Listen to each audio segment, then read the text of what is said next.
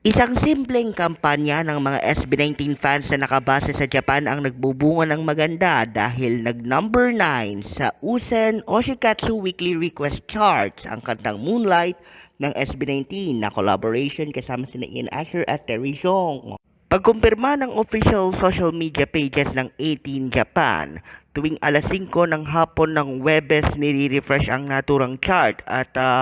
personal na hinatid sa kanila ang magandang balita na yan. Wala pang isang linggo magmula nung kanilang umpisahan ang voting campaign. Pagmamay-ari ng Japanese company na Encore ang Usen Musical Streaming Service na naglalabas ng kanilang lingguhang botohan para sa mga interesadong maglapag ng kanilang mga paboritong kanta na ipe-play ng iba't ibang mga subscriber clients ng nasabing kumpanya, partikular na ang mga maliliit na cafes at ilang mga malalaking malls nationwide.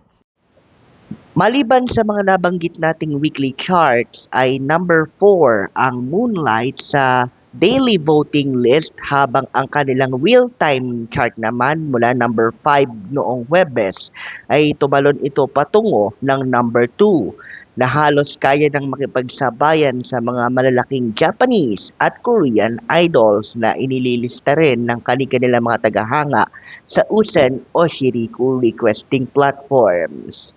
Mayo 2024 nang unang i-launch ng collaboration ni na Ian Asher, Terry Jong at ng SB19 ang Moonlight na